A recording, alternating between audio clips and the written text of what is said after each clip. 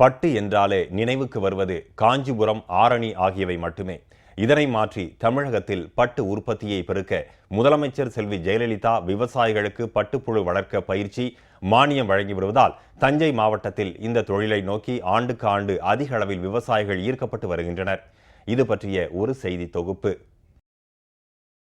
முதலமைச்சர் செல்வி ஜெயலலிதா மின்பட்டு உற்பத்தியை பெருக்கும் வகையில் மல்பெரி சாகுபடியுடன் கூடிய பட்டுப்புழு வளர்க்கும் விவசாயிகளுக்கு பல்வேறு வகையான மானியங்களை வழங்கி வருகிறார். இதனால் விவசாயிகளிடையே இத்தொழிலில் ஆர்வம் அதிகரித்துள்ளதுடன் மல்பெரி சாகுபடி பரப்பளவும் அதிகரித்துள்ளது.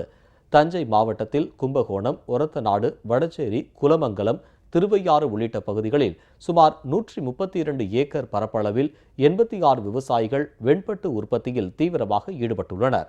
பட்டு புழுக்களை வளர்க்க அத்தியாவசியமான மல்பெரி செடிகளை பயிரிட அரசு ஏக்கர் ஒன்றுக்கு 10,500 ரூபாய் மானியம் வழங்கி வருகிறது. தொழிலை ஊக்குவிக்கிறதுக்காக தமிழக அரசு பல்வேறு சலுகைகளை கொடுக்குறாங்க.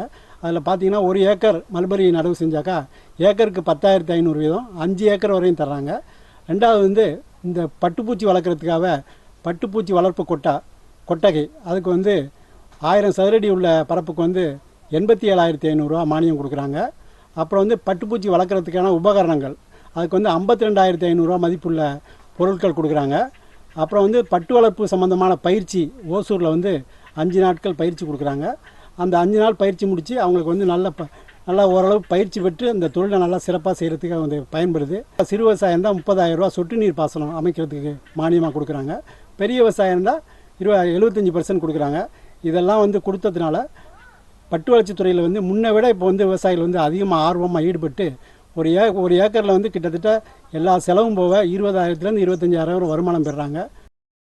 தமிழ்நாடு அரசு பட்டு வளர்ச்சித்துறையின் தஞ்சை தொழில்நுட்ப சேவை மையத்தின் வாயிலாக வெண்பட்டு புழு முட்டைகள் ஏக்கருக்கு 300 வழங்கப்படுகின்றன.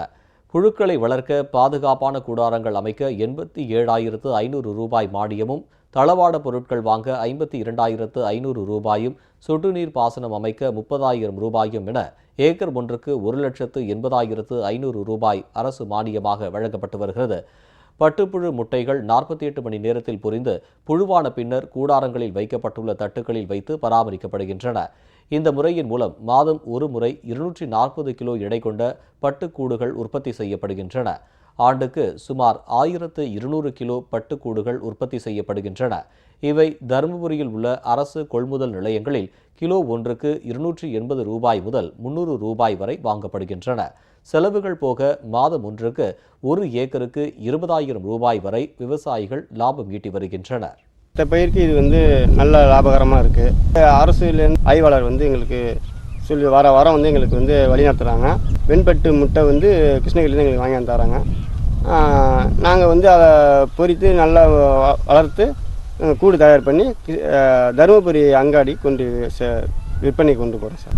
எங்களுக்கு இது செலவுகள்லாம் போக எங்களுக்கு 20,000 மாதம் 20,000 எங்களுக்கு கிடச்சி. புதிய திட்டத்தை எங்களுக்கு அறிமுகப்படுத்தி அரசு மூலியமாக அறிமுகப்படுத்தி இந்த அம்மாவர்களுக்கு நாங்கள் நன்றி சொல்கிறோம்.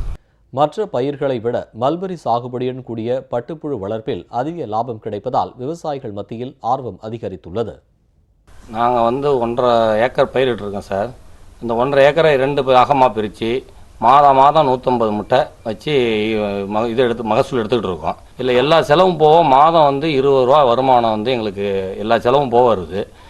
அதை வச்சு எங்கள் குடும்பத்தையும் நல்ல முறையில் இருந்துட்டு இருக்கோம். தமிழக அரசு எங்களுக்கு ரொம்ப உறுதுணையாக இருந்து செய்யுது. இது செய்கிறதுனால முதல்வர் அம்மாவுக்கு நன்றி தெரிவிக்கிறோம். முதலமைச்சர் செல்வி ஜெயலலிதாவின் இந்த திட்டத்தால் அனைத்திந்திய அளவில் வெண்பட்டு உற்பத்தியில் தமிழகம் முன்னிலையில் உள்ளது குறிப்பிடத்தக்கது.